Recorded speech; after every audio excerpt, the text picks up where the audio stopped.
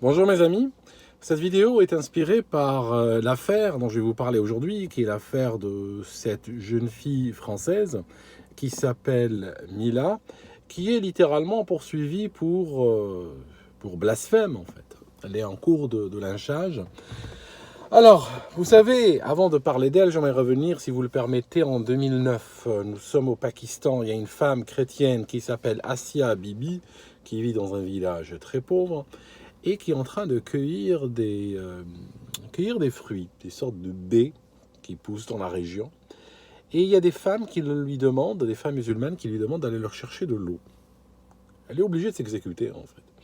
Donc, en tant que personne, bien sûr, j'allais dire de caste inférieure, mais on m'aurait accusé de confondre avec l'Inde. Mais il y a un système de caste dans les sociétés islamiques et le non-musulman est inférieur aux musulmans. Et en fait, elle va leur chercher de l'eau d'un puits. Et sur le bord du puits, il y avait une sorte de gobelet en métal. Il fait chaud, elle est fatiguée. Elle a marché pour chercher de l'eau. Elle fait quoi? Elle cède à la tentation et elle boit un peu d'eau. Quelqu'un l'a vue et puis il lui dit, en tant que chrétienne, tu n'as pas le droit de boire d'une tasse de musulman. J'allais presque dire, ça normalement je dis pas, un blogueur ne devrait pas dire ça, mais permettez-moi l'image forte, à la maison, le chien ne boit pas dans la tasse qui est utilisée par les humains. Il y a une vaisselle pour le chien, il y a une vaisselle pour les humains.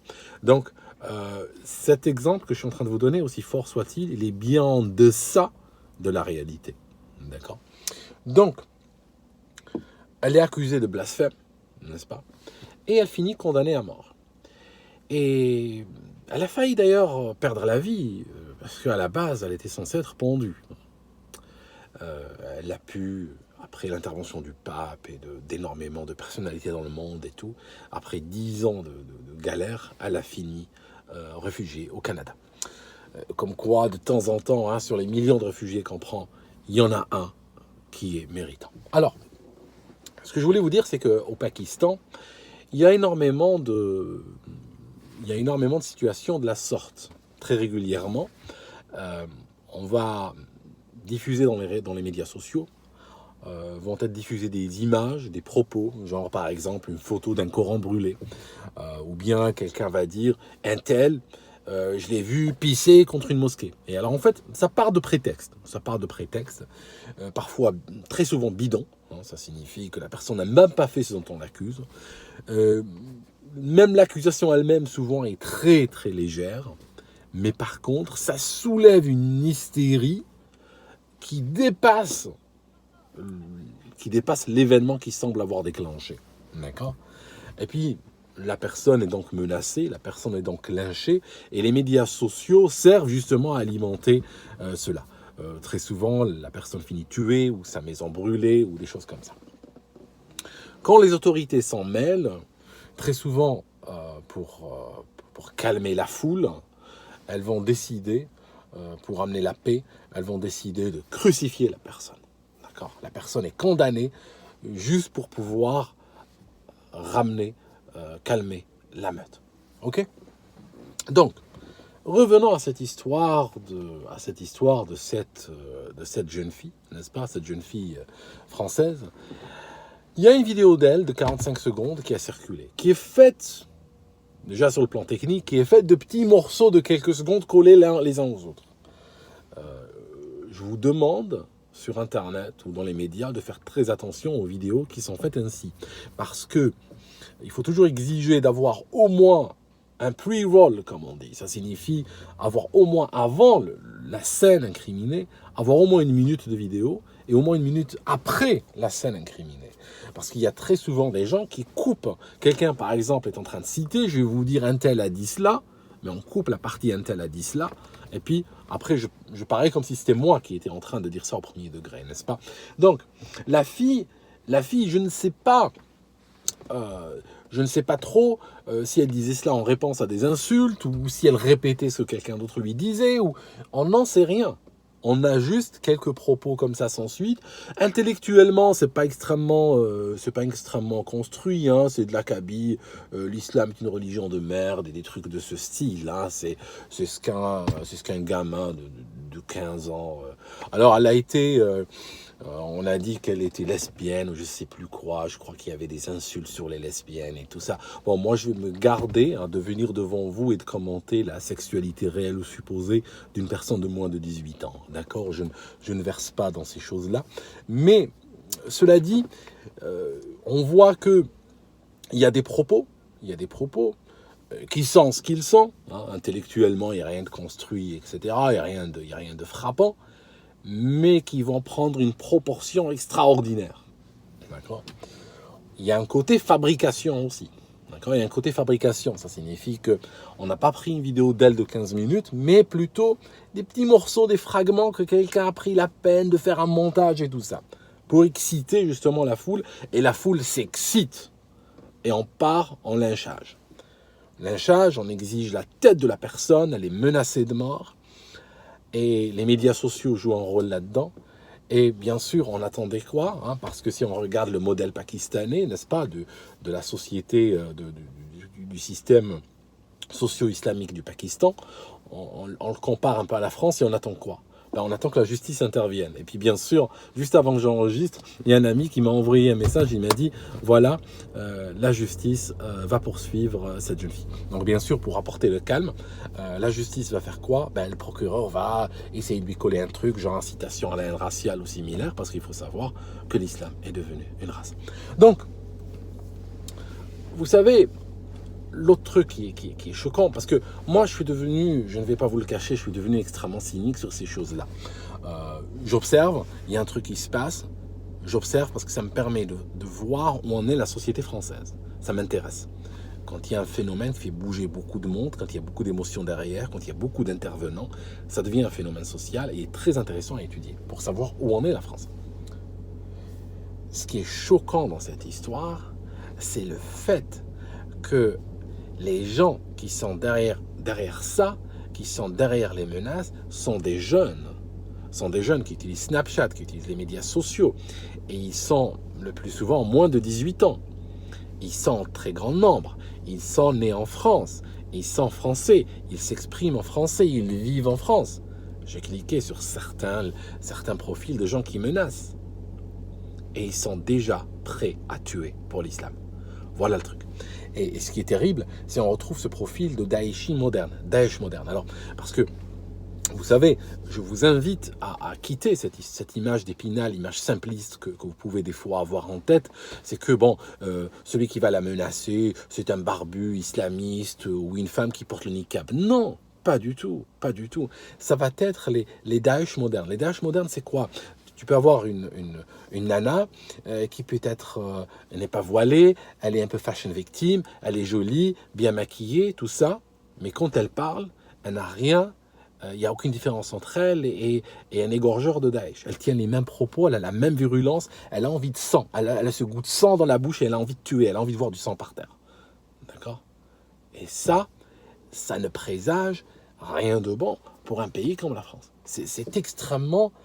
c'est des générations qui arrivent, ce sont des gens qui vont voter dans 2 ans, dans 3 ans, certains ont déjà le droit de vote, ce sont des gens qui arriveront sur le marché du travail, qui arriveront dans la société, et c'est quelque chose d'extrêmement dangereux. Et nous sommes en train d'assister réellement à un islam à la pakistanaise, parce que, je me posais toujours la question, vous savez, les pays musulmans sont différents, nombreux, variés. La Mauritanie est un pays musulman, les Émirats sont un pays musulman, mais la France islamisant. Certains trouvent ça bien, certains disent oui, c'est bien, c'est génial. D'autres disent c'est pas bien.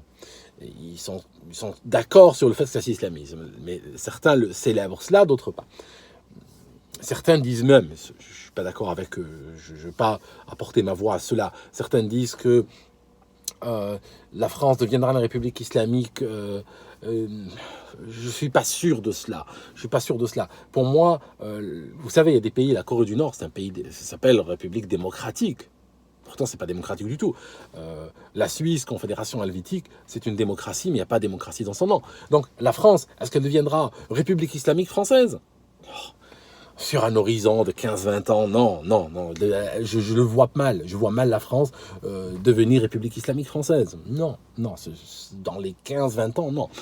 Mais n'empêche que année après année, l'islam avance et de facto, on a un pays, on a sous les yeux, on a un pays musulman. Quel type d'islam est-il? Il sera quoi comme pays musulman, la France? Ce reste la Mauritanie. Ce ne sera pas les Émirats, ça je peux vous le dire. Ce n'est pas les Émirats, on ne va pas vers ça. J'ai pensé très longtemps qu'on allait vers le Maghreb. Mais non, parce que effectivement, intuitivement, on peut penser le Maghreb. Parce que la France, bon, elle a puisé l'essentiel de son immigration au Maghreb, donc on peut penser que par continuité historique, on va arriver à... Non, pas vraiment, parce que le Maghreb a évolué à sa façon, et l'immigration d'origine maghrébine en France a pris un autre chemin. D'accord? D'ailleurs, tu vas en Algérie, je veux dire, je te cache pas que beaucoup de gens qui viennent des quartiers français et tout, quand ils vont en Algérie, ça se passe extrêmement mal pour eux. Ils sont pas très appréciés là-bas. Je ferai une vidéo peut-être sur ce thème un jour.